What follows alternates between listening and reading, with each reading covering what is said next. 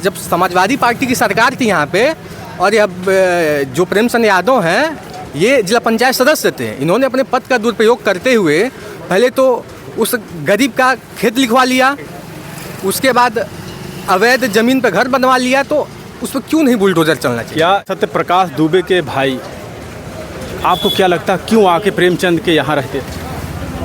उनको सीधे सीधे उनको रहते नहीं थे, उनको किडनैप किया गया था, उनको तो फिर उन्होंने इसकी शिकायत क्यों नहीं की? 2014 से इसकी शिकायत तो प्रशासन को करनी चाहिए थी कि हमें किडनैप किए हैं, हमारे भाई को किडनैप किए हैं। वो लड़ तो रहे थे न्यायिक लड़ाई, वो तो ज़मीन के लिए लड़ रहे थे, केवल ज़मीन के लिए लड़ रहे की कोई बात ही नहीं आ रही सामने। अब उनके साथ ये राज जो है, हमारा भाई है, आखिर ऐसी क्या वजह हो गई कि हमारा भाई हमारा साथ छोड़ के एक दूसरे के साथ रहने लगा, दूसरे घर के जाके रहने लगा? कुछ तो वजह होगी। देखिए जहाँ दो बर्तन रहते हैं जरा सा टन्नपन की आवाज़ आती है। अभी कहा कुछ लोग जाति देख के ऐसा कर रहे हैं, कौन लोग हैं वो?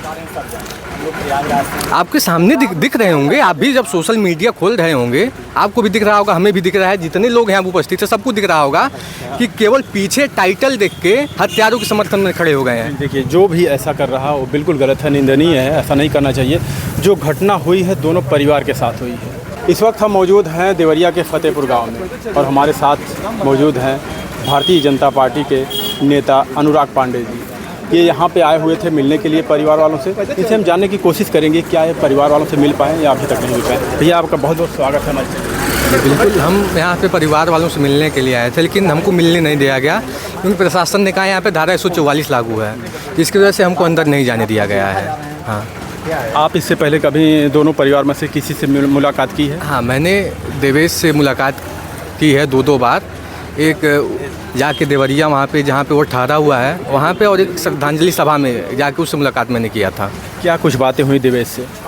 देवेश रो रहा था, कह रहा था कि भैया मेरे पास तो कोई बचा ही नहीं है, मेरे पूरे परिवार को बकरी की तरह काट दिया गया, गला काटा गया, गोली मारी गई, ईंटे से कूचा गया भैया, कुछ एक छोटा सा एक हम लोगों का जो स्वर्ग था उसको ढहा दिया गया आतताइयों द्वारा।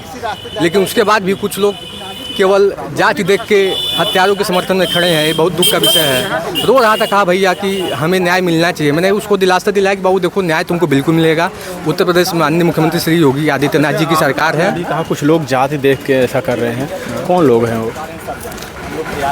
आपके सामने दिख रहे होंगे, आप भी जब सोशल मीडिया खोल रहे होंगे आपको भी दिख रहा होगा, हमें भी दिख रहा है, जितने लोग यहाँ उपस्थित है सबको दिख रहा होगा कि केवल पीछे टाइटल देख के हत्यारों के समर्थन में खड़े हो गए हैं। देखिए जो भी ऐसा कर रहा वो बिल्कुल गलत है, निंदनीय है, ऐसा नहीं करना चाहिए। जो घटना हुई है दोनों परिवार के साथ हुई है, तो इसमें गलती किसका है?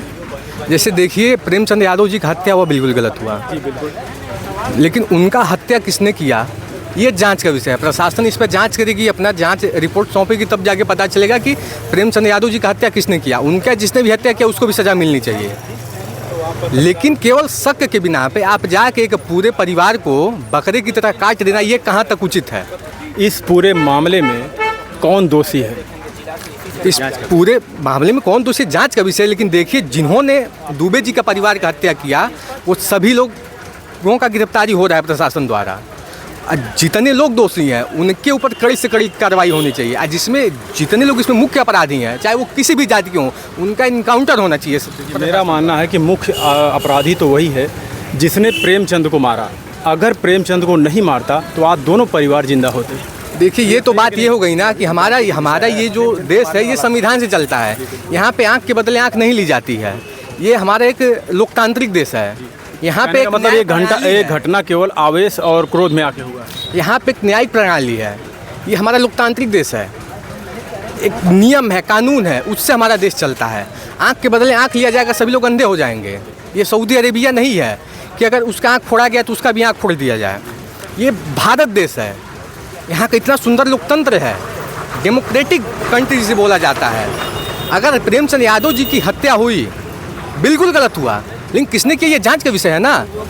यहाँ पे आपको लग रहा है कि जांच हो रही है इस मामले में? बिल्कुल जांच हो रही है, जांच हो रही तभी तो लोग गिरफ्त में आ रहे हैं। गिरफ्त में नवनाथ मिश्रा जी आए हैं जिन्होंने कबूल किया है कि हमने 5 लोगों को मारा है, लेकिन अभी तक ये नहीं चल पाया कि प्रेमचंद को किसने मारा है, जबकि पहले हत्या उन्हीं की हुई थी। पहले उनकी हत्या हुई, प्रशासन उसका जाँच कर रही है और धैर्य रखिए, इसमें भी जल्द ही सीबीआई की मांग करते हैं आप जांच में? यहाँ पे जब प्रशासन यहाँ की जांच नहीं करती, सही तरीके से जांच नहीं 12 से 14 दिन होने वाला है। अगर यहाँ पे सही से जांच नहीं होता तो मैं सीबीआई से ज़रूर जांच की मांग करता, लेकिन जब लोकल स्तर पर जांच सही से हो जा रहा है तो हमें बड़े खिलाने की क्या आवश्यकता है। इसीलिए हम आपसे पूछे क्या जांच सही से हो रही है? बिल्कुल जांच सही से हो रही, तभी तो लोग गिरफ्त में आ रहे हैं। मैं भी तो आपसे बताया, अगर जांच हम इसलिए आपसे पूछ रहे थे कि जिसने 5 लोगों को मारा था उसका तो पता चल गया, लेकिन जो इनको मारा था अभी तक कुछ पता नहीं चला। उसका भी पता चल जाएगा, धीरे धीरे उसका भी जांच हो रहा है और इसमें हमें थोड़ा सा धैर्य रखने की आवश्यकता है। प्रशासन, हमें यहाँ की प्रशासन पे पूर्ण विश्वास है, वो जल्द से जल्द प्रेमचंद यादव जी के हत्यारों को भी पकड़ेगी और उनके भी हत्यारों को एकदम बिल्कुल कोई मरम्मत नहीं, उनका भी इनकाउंटर हो। लेकिन केवल शक के आधार पे 5 लोगों को जैसे वो आतंकवादी सब मारते हैं, गला काट के गोली मार देते हैं, उस तरीके से हत्या करना कहाँ तक जायज़ है। और जितने लोग केवल, मैं बता तो रहा, टाइटल देख के जाके हत्यारों के समर्थन में खड़े हो जा रहे हैं, बहुत शर्म की बात है। उनको चुल्लू भर पानी में डूब मरना चाहिए। ये मामला 2014 से चल रहा था। हाँ बिल्कुल, ये मामला वही तो बता, जब समाजवादी पार्टी की सरकार थी यहाँ पे, और यह जो प्रेमचंद यादव हैं ये जिला पंचायत सदस्य थे। इन्होंने अपने पद का दुरुपयोग करते हुए पहले तो उस गरीब का खेत लिखवा लिया, उसके बाद अवैध ज़मीन पर घर बनवा लिया, तो उस पर क्यों नहीं बुलडोजर चलना चाहिए? क्या इस समय ये अवैध का मामला जो उन्होंने अभी कह रही है राजस्व विभाग की अवैध जगह पे घर बनवाए हैं, क्या इस समय ये ज़रूरी था या पहले ये जांच करना ज़रूरी था कि इसमें कौन कौन दोषी हैं? ये तो बाद में भी कर सकते थे। दोनों ज़रूरी है। देखिए, जब जांच के घेरे में आएंगे तो लपेटे में आ पाएंगे। जब जांच तेज़ी से चलेगा तो फिर लपेटे में तो जितनी भी चीज़ें हैं आसपास की तो लपेटे में आएंगे ही। अभी तक जैसे अभी इस वक्त क्या ज़रूरी था? ज़रूरी बिल्कुल दोनों ज़रूरी है। अगर उनका अवैध निर्माण है उसको भी उस पर भी बुलडोजर जल्द से जल्द चलना चाहिए। हम बिल्कुल इससे सहमत हैं, लेकिन इस वक्त अभी की जो घटना थी सब पूरा देश जानना चाहता है कि अभी क्या ज़रूरी था, किसकी जांच करनी चाहिए थी। अगर उनका मकान अवैध था वो तो कभी भी गिरवा सकते हैं, लेकिन इस समय वो अपराधी कौन है जो इतनी बड़ी साजिश घटना को अंजाम दिया, उसको जानना चाहते हैं जनता जानना चाहती है। इस पर थोड़ा सा धैर्य रखे, जनता को इसका भी जवाब मिलेगा। प्रशासन इसी पे लगी हुई है कि प्रेमचंद यादव जी के हत्यारे कौन है, उनका भी प्रशासन जांच करके ज़रूर जनता के सामने लाएगी और उनके साथ भी कोई सलूक, कोई कहते हैं कि मतलब कोई संतावन नहीं रहेगी। देखिए, लेकिन सत्य प्रकाश दुबे के भाई, आपको क्या लगता क्यों आके प्रेमचंद के यहाँ रहते थे? उनको सीधे उनको रहते नहीं थे, उनको किडनैप किया गया था। उनको तो फिर उन्होंने इसकी शिकायत क्यों नहीं की? 2014 से इसकी शिकायत तो प्रशासन को करनी चाहिए थी कि हमें किडनैप किए हैं, हमारे भाई को किडनैप किए हैं। वो लड़ तो रहे थे न्यायिक लड़ाई, वो तो ज़मीन के लिए लड़ रहे थे, केवल ज़मीन के लिए लड़ रहे थे। की कोई बात ही नहीं आ रही सामने। अब उनके साथ ये राज जो है, हमारा भाई है, आखिर ऐसी क्या वजह हो गई कि हमारा भाई हमारा साथ छोड़ के एक दूसरे के साथ रहने लगा, दूसरे घर के जाके रहने लगा? कुछ तो वजह होगी। देखिए, जहाँ 2 बर्तन रहते हैं ज़रा सा टन की आवाज़ आती है। इसका मतलब ये नहीं कि आप भाई भाई को दुश्मन दिखा दें। देखिए, अलग होने की बात अलग है, लेकिन अलग होकर किसी दूसरे के घर रहना अलग बात है। उसको धोखे से ले जाया गया ना। देखिए, छल और कपट दोनों अलग चीज़ हैं। एक वो लोग 3 भाई थे, दुबे जी 3 भाई थे। एक भाई की पहले भी किसी तरह से मौत हो गई, इससे तो नहीं हमें पता है कैसे हुई।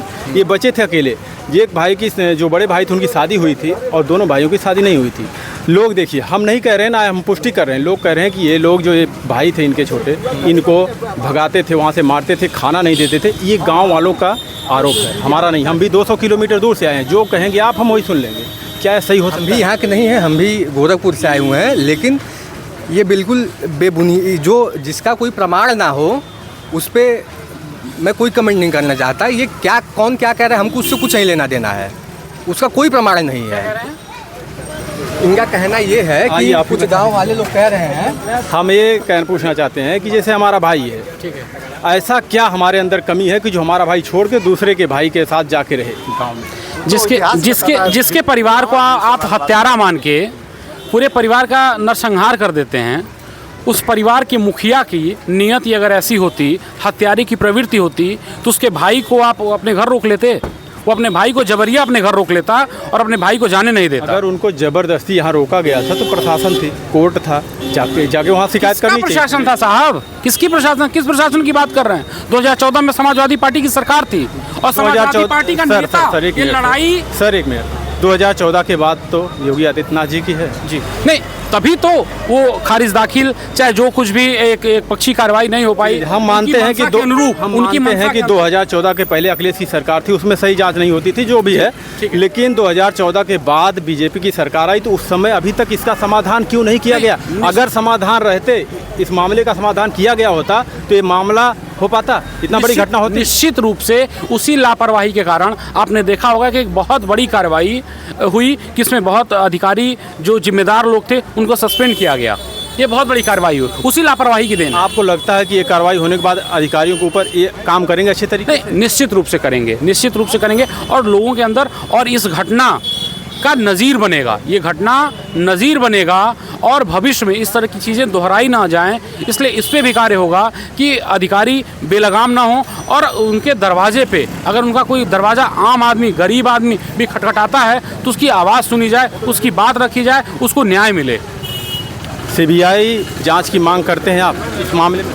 निश्चित रूप से आए दिन जैसे दिन प्रतिदिन समय बीत रहा है, एक न एक नए खुलासे हो रहे हैं, तो निश्चित रूप से अभी अगले 2-4 दिन में और कई ऐसे चौंकाने वाले खुलासे होंगे जो सब दूध का दूध और पानी का पानी होगा। बुलडोजर चलाने से पहले फिर भी मैं कहूँगा इस बात को कि निश्चित रूप से ये जांच का विषय है कि अगर सत्यप्रकाश यादव, प्रेमचंद यादव जी की हत्या का आरोप अगर सत्यप्रकाश दुबे या उनके परिजनों के ऊपर लग रहा है तो निश्चित रूप से ये जांच का विषय है। जांच का विषय मैं इसलिए कह रहा हूं कि अगर कोई व्यक्ति हत्या कर देगा तो अपने घर में अपने परिजनों के साथ इंतजार नहीं करेगा कि आए कोई हमारी और हमारे परिजनों की हत्या कर दे।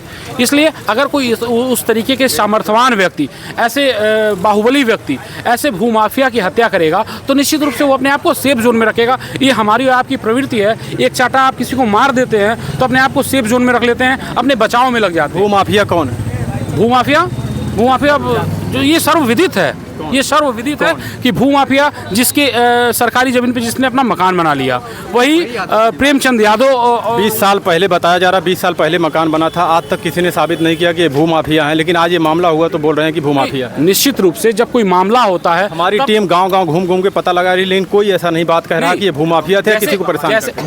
जैसे आप, आज हम और आप इस मैटर पे बात इसीलिए कर रहे हैं। भैया आप भी दूर से आए हैं, हम भी दूर से आए हुए हैं, हमें जो आप बताएंगे सुनेंगे, जो गांव वाले बताएंगे सुनेंगे, जो बाहरी बताएंगे हम सुनेंगे। लेकिन हम और आप यहाँ इसीलिए आए हैं कि घटना हो गई है। अगर भूमाफिया थे, अगर वो भूमाफिया थे तो प्रशासन ये कहना हास्यास्पद होगा कि आज तक हम कहाँ थे, क्योंकि आज तक इस तरह की कोई घटना घटी नहीं। 2014 से मामला चला था, क्या उस समय भूमाफिया नहीं थे? 14 से मामला चल रहा था। निश्चित रूप से आपने अखबार की मोटी मोटी हेडिंगें देखी होंगी, 21 लाख रुपए में 3.5 करोड़ की संपत्ति, सरकारी आंकड़ों में कहीं इनके नाम, कहीं मुकदमा किसी थाने में दर्ज है?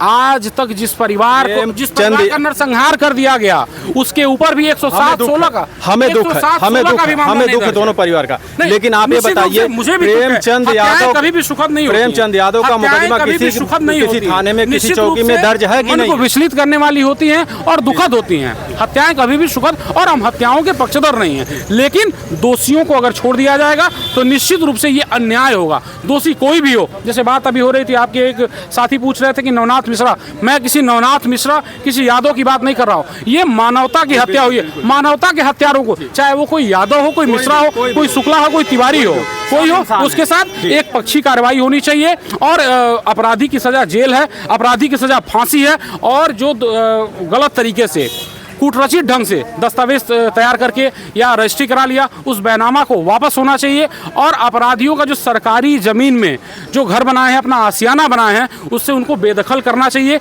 उनके ऊपर निश्चित रूप से जो भी लोग शामिल हैं उनको बुलडोजर की कार्रवाई होनी चाहिए।